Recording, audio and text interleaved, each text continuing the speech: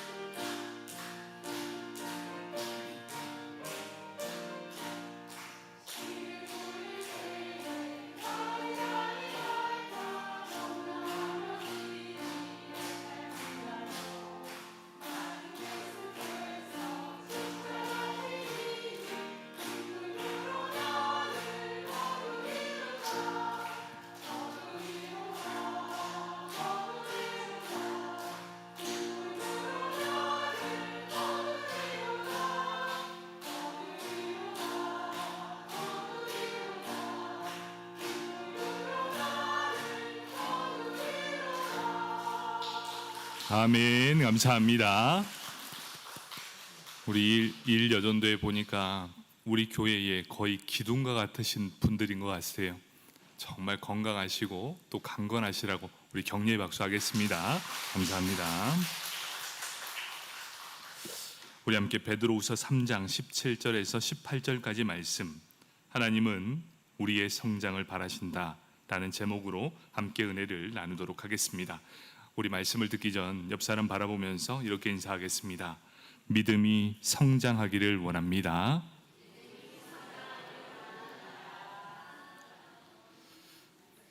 어제보다 오늘 조금이라도 이 믿음이 한 단계 성장한다면 하나님이 참 기뻐하실 겁니다. 하나님은 우리의 성장을 바라신다. 여러분도 다 부모 아니겠습니까? 부모가 자녀를 바라볼 때 그 자녀가 여전히 어린아이의 모습으로 있다면 여러분의 마음은 어떻습니까? 그 아이가 조금은 자라나서 믿음직스러운 자녀가 되기를 원하고 있지 않겠습니까? 이게 바로 부모의 마음이라면 하나님도 이와 같은 마음으로 우리를 바라보고 있다는 것이지요. 우리가 믿음의 연륜을 자랑하는 것이 아니라 내 믿음을 자랑하고 또 믿음이 어느 정도 성장됐기를 원하는 것, 그것이 바로 하나님이 원하시는 겁니다. 오늘 이 세 번째 시간인데요, 첫 번째는 우리가 거룩의 성장, 이걸 배웠습니다. 그리고 두 번째는 사랑의 성장을 배웠습니다. 오늘은 지식의 성장입니다. 이 베드로후서는 베드로가 이제 죽기 전에 유언과 같이 남긴 말씀이 바로 이 베드로 후서입니다. 죽을 날을 받아놓은 사람이 쓴 책이에요. 그런데 오늘 우리가 읽었던 본문 3장 중에서도 가장 끝절을 읽었습니다. 이게 뭘까요? 내가 죽기 전에 너희에게 한마디를 남길 텐데 내가 이것을 남기겠노라 하면서 딱 마침표를 찍은 말씀이라는 거예요. 한 사람이 죽기 직전에 어떤 말을 남겼는데 그 가장 마지막에 남긴 말, 그것이 무엇이었나? 바로 이것이 오늘 본문의 핵심입니다. 베드로는 자신이 이제 곧 죽는다는 사실을 알고 있었습니다. 베드로후서 1장 14절 말씀에 보니 이렇게 말씀하고 있습니다. 이는 우리 주 예수 그리스도께서 내게 지시하신 것 같이 나도 나의 장막을 벗어날 것이 임박한 줄을 알미라. 이미 베드로는 자신이 어떻게 될 거라는 것을 알고 있었습니다. 내가 어떻게 죽임을 당할 것인지도 다 알고 있었습니다. 여기에서 장막을 벗어난다, 이 의미는 어떤 의미입니까? 육신의 장막을 벗어난 것, 바로 내가 죽을 날이 얼마 남지 않았다는 것. 이 말씀은 어떻게 준비하고 있었을까요? 예수님께서 베드로에게 했던 말이 있었습니다. 요한복음 21장 18절 19절 말씀입니다. 내가 진실로 진실로 내게 이르노니 내가 젊어서는 스스로 띠뛰고 원하는 곳으로 다녔거니와 늙어서는 내 팔을 벌리리니 남이 내게 띠띠우고 원하지 아니하는 곳으로 데려가리라. 이 말씀을 하심은 베드로가 어떠한 죽음으로 하나님께 영광을 돌릴 것임을 가리키심이로라. 이 말씀을 하시고 베드로에게 이르시되 나를 따르라 하시니, 이미 예수님은 베드로가 어떠한 죽음을 맞이하게 될지 알고 계시면서 지금 그 얘기를 하고 있는 거예요. 베드로는 이제 죽음이 딱 가까이 온 이 순간에 그 말씀이 퍼뜩 떠올랐을 겁니다.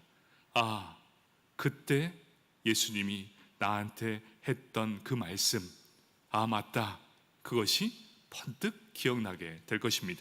폭스의 순교자에 따르면 여기에서 이렇게 설명하고 있습니다. 베드로는 9개월간의 감옥 생활을 하다가 매를 심하게 맞고 그의 요청에 따라 십자가에 거꾸로 매달려 죽었다라고 합니다. 실질적으로 말씀 그대로 이루어지게 되었고 베드로는 그것을 그대로 받아들이게 되는 것이지요. 이제 9개월 동안의 자신의 이 구금 생활이 끝나면 자신이 죽음을 당할 것을 다 알고 있으면서 펜을 들기 시작합니다. 그리고 이제 베드로 후서, 이걸 써내려가기 시작하는 말씀입니다. 이제 이 편지가 그의 마지막 유언과도 같은 그 편지, 거기에 그 마지막 부분입니다. 베드로는 죽기 전 마지막까지 성도들에게 있어서 이 베드로 전후서, 이것을 받는 모든 성도들을 향해 과연 그리스도인에게 무엇이 가장 필요한가, 그것을 한 단어로 딱 정리해 봤더니 바로 이것이었습니다. 지식에 성장하라. 이 한마디를 남겼던 거예요. 이 지식은 무엇입니까? 하나님을 아는 지식에 성장하라. 여러분, 안다는 것은 단순히 많이 읽어서 아는 것이 아니라 하나님의 사랑을 체득한 경험에 의해서 하나님을 만나서 안다라는 것입니다. 지식에 성장할 때, 내가 하나님의 말씀 가운데 하나님의 살아계심에 성장하게 될 때 너희는 좌로나 우로나 절대로 흔들리지 않을 뿐만 아니라 이단의 세력에 절대로 넘어가지 않을 것이다. 여러분, 대부분 이단에 넘어가는 사람들의 가장 큰 초점이 뭔지 아십니까? 열정은 너무나 넘쳐나요. 성령의 은사를 너무나 많이 받아서 열정은 정말 뛰어납니다. 그런데 그들이 약한 부분이 무엇일까요? 말씀의 깊이가 약하다는 거예요. 여러분, 한번 잘 보십시오. 주변에 누가 이렇게 이단에 휩쓸려 가는가? 뜨뜻 미지근한 사람은 건들지도 않습니다. 어떤 사람을 건듭니까? 교회에 심히 열심인 사람, 그리고 모든 일에 성령 충만하게 행하는 사람, 하지만 말씀이 연약해서 말씀 공부하러 다니는 사람이 대부분 넘어지게 된다는 것, 여러분도 다 경험해 봤을 겁니다. 여러분, 성령 충만함도 참 좋지만 반석 위, 하나님을 아는 지식 위에 성장하지 않으면 그것은 결국 넘어진다는 것을 보여주고 있다는 것이지요. 성령 충만함 너무나 좋습니다. 하지만 그 반석이 바로 말씀이 되어야 한다는 것을 말씀해 줍니다. 올바른 진리 가운데 우뚝 서게 될 때 바로 그는 절대로 흔들리지 않고 넘어지지 않을 것입니다. 여러분, 가장 먼저 우리가 선행해야 될 것이 무엇인 줄 아십니까? 기본에 충실해야 한다. 여러분, 기본에 충실하지 않으면 100%다 넘어가게 된다는 것이지요. 여러분, 제가 참 감사하게도 우리 교회에 딱 왔는데 우리 아들이 다니는 중학교에 교복을 안 입는 거예요. 그래서 너희는 왜 교복을 안 입니? 그랬더니 모두가 다 안 입는답니다. 그런데 올해부터 갑자기 애들이 교복을 입습니다. 왜 그런지 아십니까? 학부형 중에 얘기를 했답니다. 학생들이 왜 교복을 안 입습니까? 왜 교복이 있는데 교복을 안 입게 합니까? 그래서 아이들이 교복을 입습니다. 여러분, 지금 돌아다니면 다 인재충이라고 티를 냅니다. 그걸 벗으면 안 된다고 이미 이제 결정이 났어요. 여러분, 기본기에 충실해야 합니다. 여러분, 이제 중학생답더라고요. 무슨 말씀이 이해되십니까? 중학생이 중학생다우면 그것은 기본기에 충실한 것, 그에 걸맞는 옷을 입고 행동을 해야 한다는 겁니다. 마찬가지 아닐까요? 우리는 예수 그리스도를 믿는 성도입니다. 성도의 기본기가 무엇인지를 한번 생각해 보십시오. 여러분, 기본기에 충실한 사람은 흔들리지 않습니다. 기본을 잡는 것, 그것이 바로 우리의 신앙의 첫 번째 단계, 바로 그것이 지식에 성장하라라는 말씀이라는 것입니다. 말씀 안에 굳게 서면 절대로 흔들리지 않습니다. 말씀 안에 굳게 서 있으면 절대로 무너지지 않습니다. 그래서 베드로는 간절한 심정으로 내가 지금 죽음을 맞이하는 마지막 유언의 순간에도 딱 한마디를 남긴다면 말씀 안에 굳건히 서십시오. 그리고 하나님을 아는 지식에 자라나십시오. 이것이 내가 이 여러 성도님들에게 바라는 가장 고귀한 한 가지 소망입니다 라는 겁니다. 여러분, 우리가 지식에 자라나야 된다는 것은 각 심령 위에, 이 반석 위에 제대로 서면 절대로 흔들리지 않는다는 것을 보여주고 있습니다. 여러분, 말씀 위에 바로 서시길 축복합니다. 아멘. 하나님을 알기에, 이 하나님을 진지하게 마음 먹는 사람은, 여러분, 하나님을 아는 사람은 어떻게 될까요? 한 구석탱이에 앉아서 의미 없는 삶을 절대로 살아가지 않는 인생이라는 겁니다. 하나님을 딱 만난 인생은요, 그 인생이 불이 붙습니다. 하나님을 만나면 한 구석에서 그저 내 인생을 그냥 허비하는 인생을 절대로 살지 않는다는 것을 보여주고 있다는 것이지요. 예수전도단 국제 책임자 플로이드 맥클랑은 이렇게 말합니다. 하나님을 아는 지식은 우리의 영혼에 위안을 가져다 줍니다. 갈등에 휩싸인 영혼을 평강으로 이끌고 슬픔에 눌려있는 영혼을 위로하며 복잡한 생각을 명쾌하게 정리해주는 돌파구는 바로 하나님이 어떠한 분인지 아는 것입니다. 여러분, 하나님을 아는 지혜와 명철이 내 안에 있다면 이 세상의 모든 어려움이 하나님 안에서 해결됨을 경험하게 된다라는 것이지요. 여러분이 하나님을 아는 지식, 그리고 그 지혜가 가득 넘쳐나길 축복합니다. 아멘. 하나님의 지식에 성장하기 위해서 오늘은 두 가지를 좀 살펴보려고 합니다. 첫 번째는 삼가해야 될 것이 무엇인가? 우리 베드로후서 3장 17절 말씀입니다. 그러므로 사랑하는 자들아, 너희가 이것을 미리 알았은즉 무법한 자들의 미혹에 이끌려 너희가 굳센 데서 떨어질까 삼가라, 이렇게 말씀하고 있습니다. 무법한 자들의 미혹에 이끌려 너희가 굳센 데서 떨어질까 삼가라. 여기 삼가라, 이 의미는 주의하라, 조심하라 라는 뜻을 가지고 있습니다. 이제 내가 떠날 날이 얼마 남지 않았는데 너희에게 당부할 말이 있다. 그 첫 번째가 진리에서 떠나지 않도록 주의해라. 언제나 진리 안에 거해야 한다. 너희를 위협하는 수많은 위험들이 있는데 거기에서 너희는 주의해야 한다. 특별히 주의해야 될 것, 무법한 자들. 여기서 무법한 자들은 바로 거짓 교사의 미혹함이라는 것을 의미하고 있습니다. 우리 인제 지역은 특별히 이단에 대한 세력이 많이 없는데요, 여러분, 지금 이단의 세력이 판을 치고 있습니다. 얼마나 깊숙이 스며들었는지 모릅니다.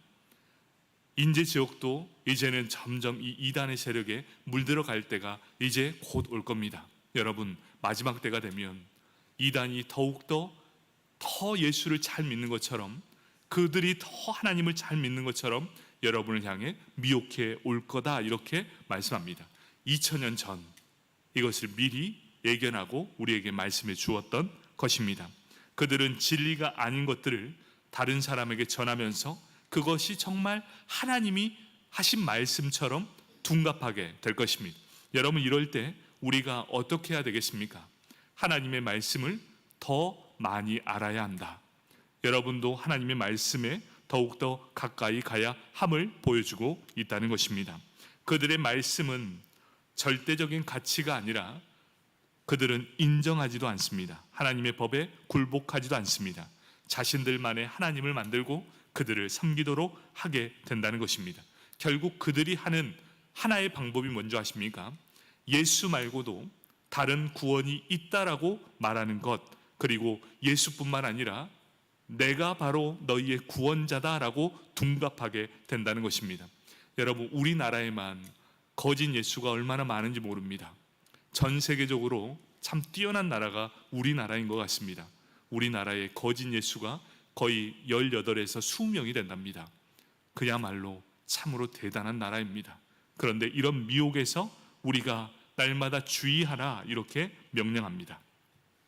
세상에는 이단의 세력 말고도 수많은 미혹들이 가득합니다. 그런데 이 미혹은 우리를 어떻게 합니까?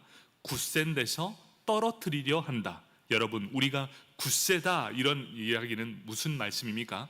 확신하다. 무엇에 대해 확신합니까? 예수가 그리스도이시요, 예수만이 유일한 생명의 길이라는 이런 확실한 일에 대해서 우리를 흔들어 낸다는 것입니다. 세상은 우리로 하여금 언제나 예수와 멀어지도록 계획하고 있는 세상이라는 것입니다. 예수 믿으면 뭐가 달라지니? 예수 믿는다고 너의 삶이 뭐가 좋아지니? 예수 믿는다고 그렇게 열심을 낸다고 너희 삶이 조금이라도 좋아지니? 여러분, 사탄은 지금 이 순간도 우리를 향해 끊임없이 이 굳센데 확신하는 일에서 떨어뜨리려고 안간힘을 쓰고 있다는 것입니다. 여러분, 말씀 안에 거하지 않으면 수많은 요소들의 공격에 맥없이 무너지게 될 것입니다. 교회의 하나됨을 방해할 것이고, 또 이러한 미혹들이 우리로 하여금 예수를 멀리하게 될 것입니다. 결국 우리로 하여금 굳센데 이 확신하는 우리의 믿음에서 떨쳐내려고 한다라는 것입니다. 사탄의 공격에 대한 최소한의 방어, 이것이 바로 우리는 수비라고 합니다. 여러분, 이 수비는 어떻게 해야 됩니까? 최소한의 방어, 유혹이 있는 그곳을 떠나라 라는 것입니다. 여러분, 우리가 가장 먼저 해야 될 것은 유혹이 있는 그곳은 가지도 마십시오. 그리고 만나지도 마십시오. 여러분, 꼭 이런 생각을 합니다. 내가 가면 괜찮습니다. 내가 그들을 전도하겠습니다. 여러분, 정말 위험한 생각입니다. 여러분, 가장 중요한 방어의 태세는 유혹을 벗어나는 것, 유혹에 가까이 가지 않는 것이 가장 먼저입니다. 여러분, 술 마시지 않는다고 하면서 술 먹는데 같이 갑니다. 여러분, 언젠가는 물들게 됩니다. 여러분, 절대 그런 자리에 유혹을 만들지 않는 것이 가장 좋다라는 것이죠. 왜 그렇습니까? 사탄은 우리에게 언제나 공격을 하려고 준비하고 있다는 것, 최소한의 방어의 수비는 바로 그 유혹에서 벗어나는 것, 그것이야말로 최고의 수비라는 것입니다. 그렇다면 우리가 먼저 하나님을 아는 지식에 성장하기 위해 삼가야 할 것을 보았다면, 이제 성장을 위해 반드시 해야 할 일에 대해서 살펴보도록 하겠습니다. 두 번째 해야 될 일이 바로 베드로후서 3장 18절 말씀입니다. 오직 우리 주 곧 구주 예수 그리스도의 은혜와 그를 아는 지식에서 자라가라. 영광이 이제와 영원한 날까지 그에게 있을지어다. 바로 이렇게 말씀합니다. 오직 우리 주 곧 구주 예수 그리스도의 은혜와 그를 아는 지식에서 자라가라. 여러분, 앞에 당부가 수비였다면 이 당부는 공격입니다. 우리가 주의하면 삼가고 덜 미혹될 수 있습니다. 그러나 계속해서 수비만 한다면 절대로 이길 수가 없다라는 것이죠. 계속해서 피하기만 하면 절대로 승리할 수 없음을 말씀해 주고 있습니다. 영적 전쟁이 있을 때 주의하고 삼가는 것 참 중요하지만 그에 못지않게 우리에게 필요한 공격이 있다는 것이죠. 여러분, 우리의 최고의 공격이 뭔지 아십니까? 바로 말씀 안에서 자라가는 것이라는 것입니다. 성도는 하나님을 제대로 알므로부터 시작하게 됩니다. 하나님과 살아있는 교제를 나누면서 살아가는 사람이 바로 성도라는 것입니다. 그러면 여러분, 성도는 단순히 예수 그리스도만 믿는 사람이 아니다라는 것이지요. 내가 믿는 예수는 나를 구원하기 위해 어떻게 하셨는지를 제대로 알 수 있는 사람, 그리고 그것을 설명할 수 있는 사람, 또 하나님은 어떠한 분이신지 제대로 알고 있는 사람이어야 한다는 것입니다. 그러하므로 하나님을 갈급하게 찾는 사람이 누가 나를 구원해 줄 수 있습니까? 라고 물을 때 그 사람 앞에 하나님이 누구시고 예수 그리스도가 어떠한 삶을 살았는지 정확하게 말해 줄 수 있는 사람이 바로 성도라는 것입니다. 여러분, 툭 찔렸을 때 복음의 메시지가 내 입으로 튀어나와야 하는 사람이 바로 성도여야만 하는 것이죠. 여러분, 예수를 깊이 만나고 하나님을 만난 사람이라면 다른 사람에게 예수가 누구인지, 하나님이 누구신지를 정확하게 말씀해 주어야 한다는 것입니다. 바로 그것이 성도라는 말씀이죠. 우리는 이 부분은 다 잊어버리고 어떻게 이야기합니까? 예수 믿으니 참 좋아, 교회 나오니 평안해, 말씀 들으니 은혜가 돼, 교회 나오니 근심 걱정이 사라져. 여러분, 이러한 신앙에서 이제는 조금 더 성장해야 하는 것이지요. 어떻게 성장해야 합니까? 예수가 누구인지, 하나님이 어떠한 분이신지 우리가 그 본질을 정확히 안다면 우리는 그 본질 안에서 자라나게 될 것입니다. 여러분, 무엇이든지 기본에 충실해야 합니다. 바로 근본에 충실해야 합니다. 그렇다면 우리의 본질, 근본이 어디서부터 시작하고 있습니까? 잠언 1장 7절의 말씀입니다. 여호와를 경외하는 것이 지식의 근본이거늘 미련한 자는 지혜와 훈계를 멸시하느니라. 잠언 1장 32절과 33절의 말씀입니다. 어리석은 자의 퇴보는 자기를 죽이려, 미련한 자의 안일은 자기를 멸망시키려니와 오직 내 말을 듣는 자는 평안히 살며 재앙에 두려움이 없이 안전하리라. 이렇게 말씀합니다. 예수를 믿으려면 이제 더 이상 예수 믿으면 구원받습니다 라는 그 틀에서 조금은 벗어나야 합니다. 어디까지 벗어나야 합니까?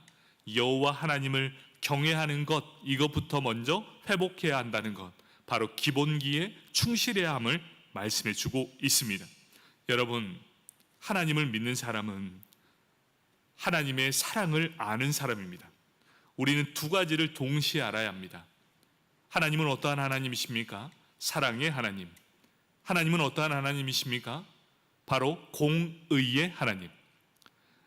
여러분, 우리가 사랑의 하나님만 너무 집중해서도 안 되고 공의의 하나님만을 너무 집중해서도 안 됩니다.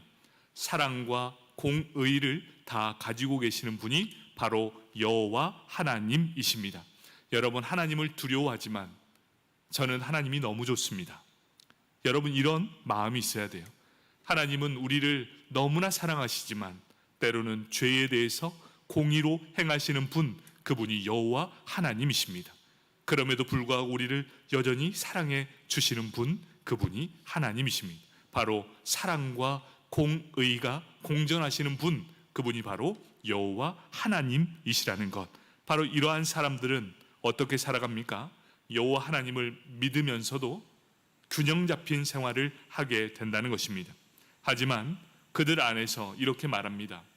여호와를 경외하는 그것이 기본기라면 그것 위에 하나를 더 쌓아야 하는데 그 쌓지 않으면 모든 것이 다 망하게 된다라고 말씀하고 있습니다.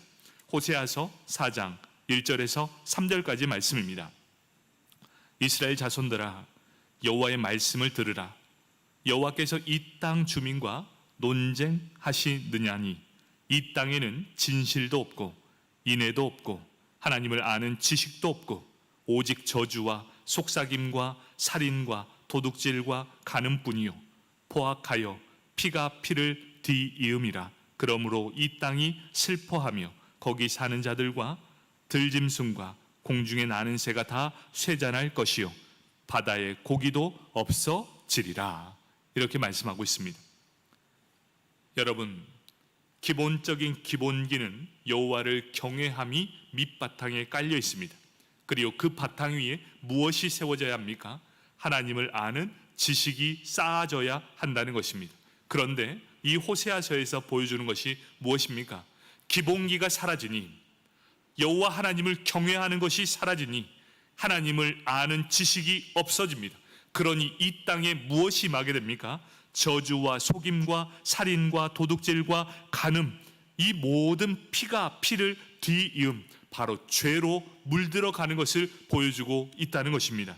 그래서 결국 그들은 어떻게 됩니까? 그러므로 이 땅이 슬퍼하며 거기 사는 자들과 들짐승과 공중에 나는 새가 다 쇠잔할 것이요 바다의 고기가 없어지리라. 여러분, 이것을 반대로 한번 뒤집어 볼까요? 하나님은 우리를 심판하시기 위해 이 땅에 예수를 보내주신 것이 절대로 아닙니다. 여러분, 우리를 구원하시기 위해 우리 이 땅에 예수님을 보내주셨습니다. 그렇다면 이 결말을 바꾸어보면 이렇습니다. 너희가 기본기에 충실함으로 여호와 하나님을 두려워함으로 하나님을 아는 지식이 쌓아간다면 이 땅에 공의와 정의가 물같이 흐르게 될 것이고 네가 가는 곳곳마다 복이 임하게 될 것이다. 여러분, 바로 그것이 축복의 통로라는 것입니다. 여러분이 가정 안에서 여호와 하나님을 두려워하는데 어찌 모든 사람들이 하나님을 두려워하지 않겠습니까? 교회 안에서도 마찬가지 아니겠습니까?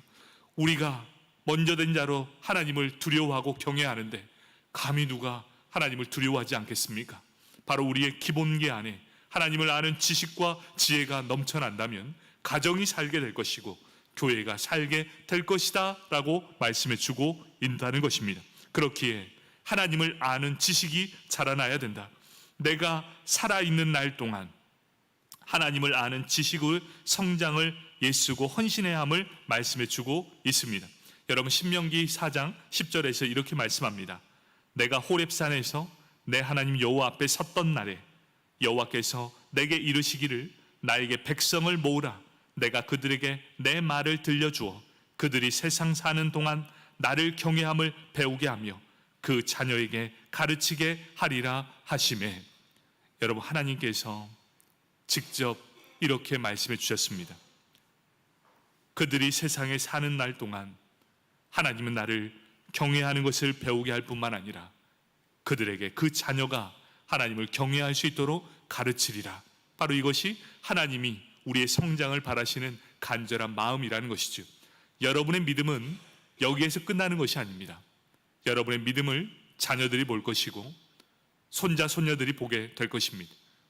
여러분이 하나님을 경외하는데 감히 어찌 아이들이 하나님을 경외하지 않겠습니까? 내가 하나님 앞에 이 죄로 인해 벌벌 떨다면 어찌 자녀들이 벌벌 떨지 않겠습니까?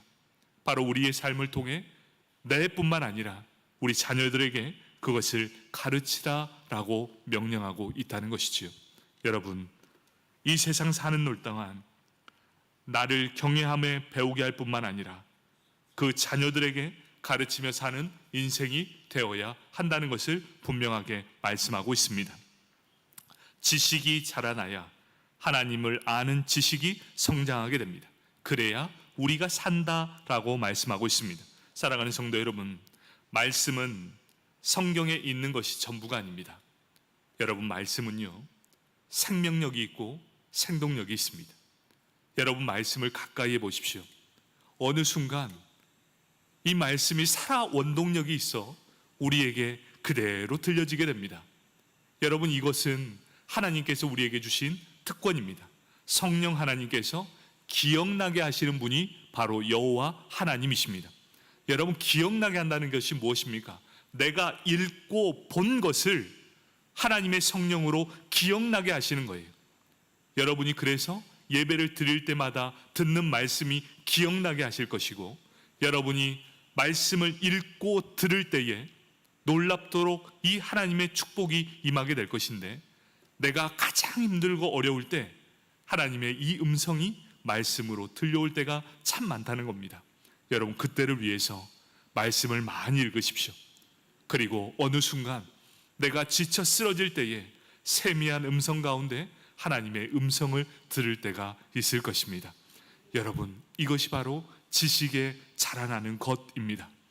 말씀은 살아 원동력이 있을 뿐만 아니라 이 사탄의 세력을 공격할 수 있는 유일한 무기가 이 말씀의 검이랍니다. 여러분, 지금 말씀의 검이 있으십니까? 어둠의 영이 여러분들을 찾아올 때 말씀의 검으로 그것을 승리하여 이길 수 있겠습니까? 바로 이 베드로는 마지막 순간 내가 너희 곁에 보이지 않을지라도 너희에게 이 말씀의 검, 이 능력의 검을 너희에게 주고 떠나겠다는 마음이 있다는 것입니다. 여러분, 우리가 이 땅 살아가면서 날마다 사탄에게 지고만 있겠습니까? 아니요. 이 말씀의 검을 붙들고 날마다 승리했으면 좋겠습니다. 여러분, 정말 승리하기 위해서는 말씀 가운데 굳건히 있음으로 날마다 선포하십시오. 말씀 가운데 임하시는 그 약속의 말씀을 믿고 날마다 선포함으로 기도하십시오. 하나님은 반드시 이루어 주실 것입니다. 바로 이 능력이 여러분들에게 임하길 축복합니다. 아멘.